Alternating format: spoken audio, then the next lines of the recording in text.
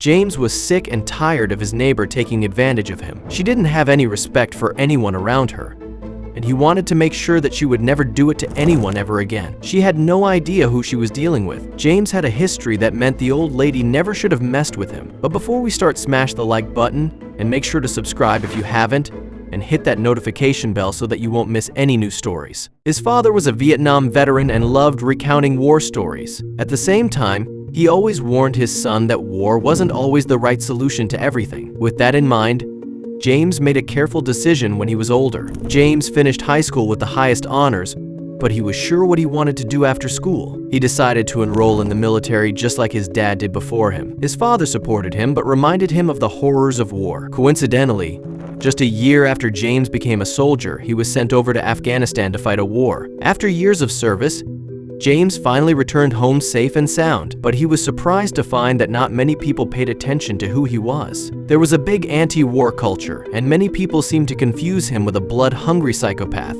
James felt misunderstood every day on the street. People had no idea what kind of trauma he had been through, but for the most part, he got by just fine. He didn't care what other people thought of him. He finally managed to find someone who employed him and understood the atrocities he'd been through, but someone new was going to appear in his life. James was doing well for himself. He had found himself a modest apartment that even had a nice parking spot. But that all changed when a new neighbor moved into the apartment block. They had moved into one of the new apartments that were recently built. These ones didn't offer an underground parking spot since the parking was never expanded with the apartments. But they didn't seem to care, and James' parking spot was special. Not a week after the new neighbor had moved in, James came home from a long shift at work to see something he couldn't believe. His parking spot was taken.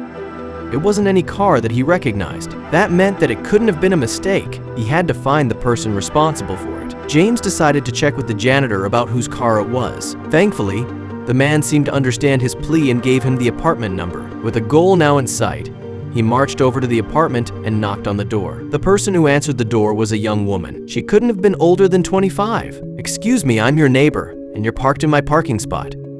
Please, could you move?" he said in a kind tone. But the woman exploded at the mention of the parking spot. "First come, first serve," she said violently before slamming the door. He couldn't believe her tone.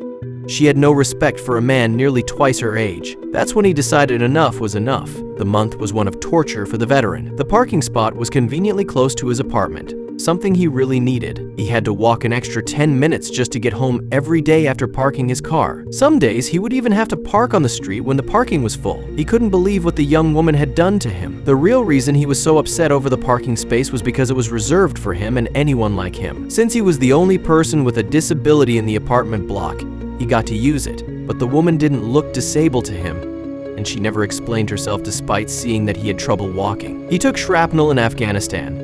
He could have gotten the car towed for being in disabled parking. A cop probably would have even fined her, but he didn't want to rely on a system that he didn't believe in. He wanted to find his own form of revenge, but James never thought he'd find himself in this predicament. A true son of his father, he'd followed his advice through and through. There was usually no reason to seek out confrontation when matters could be resolved through discussions and understanding, but each time she approached the woman, she seemed bent on making the issue worse. The first time he went to talk to her, she responded by being snarky and slamming the door in his face. The second time, she'd come out of her apartment and looked him dead in the eyes before stating, "You want the car gone. You'll have to move it yourself." All James wanted to do was find a conflict resolution. He didn't want to offend or hurt the woman, but she was making his life miserable. He was always a sensible person, but she would drive him too far. As James tried finding time in his busy schedule to confront the woman one last time, he thought about any way to appease her. Maybe she liked cookies. He picked some up from the store on his way home and decided to go to her apartment. But unluckily for James, he had no idea what he was encouraging when he decided not to leave her alone. She was going to go ballistic, and things would get dangerous quickly. On his way to her apartment, he had a lot to think about. He carried a box of cookies as he checked what her number was, but he was unaware of what he was stepping into. The woman's apartment was on the other end of the complex and on the 9th floor. It didn't come as any help that the elevator wasn't working that week. With the difficulties that came with walking in his state, James found himself going up the flights of stairs slowly. It was painful on his body, but he knew it was necessary. With his heart on his sleeve, The war vet knocked on the woman's door. Loud music was coming from inside, so he found himself having to knock even harder. With a release of a sigh, he knocked and waited. He couldn't understand why this woman was doing this to him. Perhaps it was time he asked her why. James stood on the woman's door for 15 minutes before she opened. Her hair was disheveled and matted. "You again," she grumbled. "Can we not do this today?" She leaned against the door, and that's when James was able to peek into her apartment. Why did the woman sound so tired? What was she doing? James felt obligated as a neighbor to wonder about the woman. Then he realized that there was a scent that was familiar. What was it? He recognized it.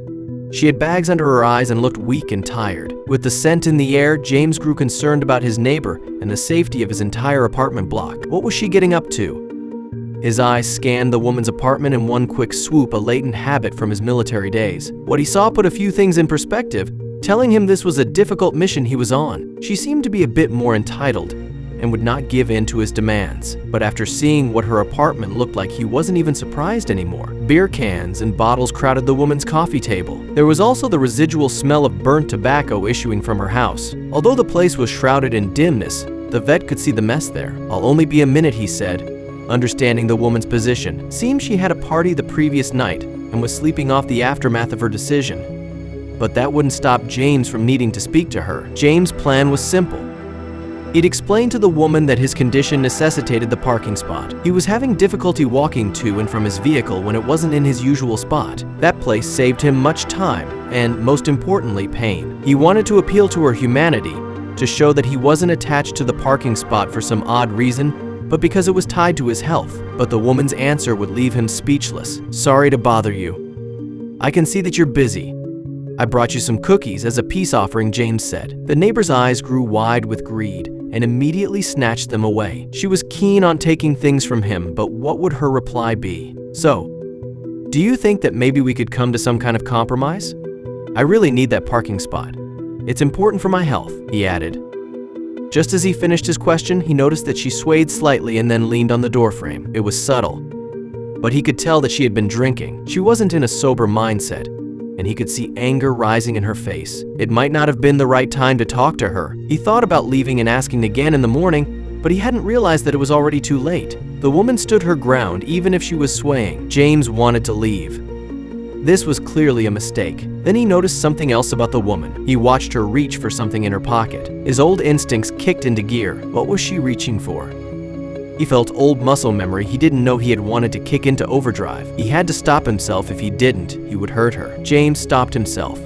Surely there was a logical reason for what she had in her pockets. He watched her slide her hands out of her pockets. There was a glint of metal, and James' heart skipped a beat, but as he realized what it was, he sighed a breath of relief. It was a metal lighter and a pack of cigarettes. She lit one and puffed smoke in his face. He tried talking again, but she cut him off. The woman grunted the moment James started to explain his predicament. Shock washed down her face when he asked her if she had a disability that warranted her actions. "Do I look like I have a disability?" she yelled, following her words with a few choice words that cut through James' heart. He couldn't understand why she was this hostile. The woman clearly had anger issues which were intensified by her drinking. James couldn't understand why she wouldn't let him have the spot. It didn't even seem like a big deal to her anyway, but his heart went soft again. He thought that maybe he could help her. If he did, maybe he'd be able to get his spot back. Either way, he had to at least try something. Otherwise, he would never have his spot back. James asked her if she was going through something that would make her act out this way. Maybe he could help her, and in turn, she'd give him his parking spot back. It was a long shot, but he extended a hand and said, "Look, do you need any help? I'm happy to compromise and maybe help out somehow so that I can get my spot back." It seemed like a fair trade. But how would she react to his new offer? But the woman laughed. "You," she pointed at James. "There's nothing you can help me with, old man. As a matter of fact, I was thinking about moving my car away, but now that you decided to disturb my afternoon, I won't. Enjoy walking in your condition." James couldn't believe her attitude. He had only been nice to her, but she seemed rotten to the core. But what she did next meant that he would have to go old school on her. Screaming, "Whoop whoop," the woman banged the door in James' face. Inside, she turned her music up so any knocking James might have done wouldn't reach her ears. Dejected, the vet left the same way he came. Although going down the stairs was easier than going up, the journey was more painful. given what James had just endured. But pain wasn't the only thing boiling within his veins. A sweltering anger had taken over James. Burning white hot, it had consumed his pain by the time he was at the bottom of the building. He'd sworn never to let anger take over him this way, but with her blatant disrespect, this woman had worked hard to bring this side of him out. He'd show her just how big of a monster he could be. James vowed to no longer be amicable. He could also be nasty if he wanted to, and now that she had shown that she had no intention of settling things peacefully, she would regret it. Her laughing would turn to begging soon enough. The old man looked back down the stairs. He gritted his teeth and started the journey, but he had no idea he was about to receive an unexpected visitor. James walked to his apartment, wondering the best way to teach this woman a lesson. He was still pondering when one of his neighbors came to say hi. They talked about how they'd noticed the woman's car on James' spot for days. "She's so rude," the neighbor said. "I tried to talk to her about the parking spot, and she flipped me off." But that's not all the neighbor revealed. The woman wasn't done ranting about the terrible neighbor. It seemed apparent that James wasn't the only one whose life had become a misery ever since she moved in. James was about to learn the truth from many witnesses. The woman had not only been annoying him, but everyone else. He couldn't stand it. They had to all band together and do something about it. James would take the lead. He was craftier than most. The neighbor shared that the woman had been a menace around the apartment complex lately, picking fights with everyone. She was seemingly eager to make an enemy out of everyone. Given that the complex was home to most individuals the same age as James, it didn't make sense why such a young woman would do all this. It was time to teach her a lesson. James was sick and tired of his neighbor taking advantage of him. She didn't have any respect for anyone around her, and he wanted to make sure that she would never do it to anyone ever again. She had no idea who she was dealing with. James had a history that meant the old lady never should have messed with him. The woman didn't seem to care that the parking spot was rightfully his. If she wasn't going to give it up through rationality, then he would have to think of a way to force her to move. Luckily, James had a special set of skills that most civilians couldn't dream of having. He wanted to leave his history behind him, but she forced his hand. But he'd take things too far.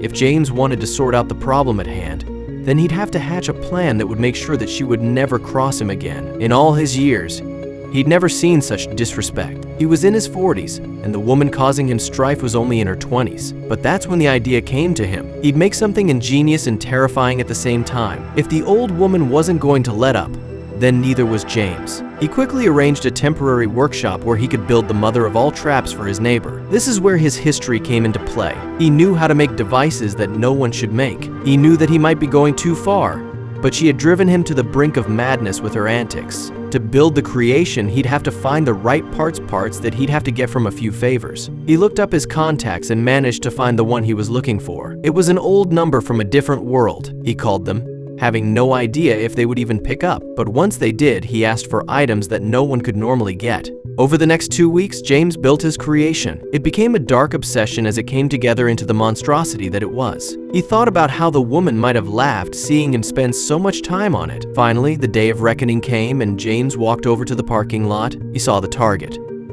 Her sunroof was always open. It was the perfect opportunity for him to enact his revenge. He put the device inside the vehicle and watched the magic happen. He walked away and waited for the trap to be sprung. She would never take that spot again. James watched from afar as the young walked out of her apartment to go somewhere. It was a short walk to the disabled parking. She unlocked her car and got in. That's the moment that it was set off. There was a loud bang, the component he had to get from a friend, but the rest of the device was harmless. James watched as foam rapidly expanded inside of the car. It looked like it had been through a car wash with the windows rolled down. But the best part was watching the woman climb out of the car covered in foamy revenge. She screamed and then looked around, but James had camouflaged himself well. She had no idea who had done this, and even if she had an idea, she had no proof. It worked like a charm, and the woman decided to park in her normal parking spot after getting an expensive valet. James was sure it was out of fear of their car getting soap bombed again. He took the spot and finally could breathe easy. He didn't have to trek very far to go to and from his car. Life was normal again,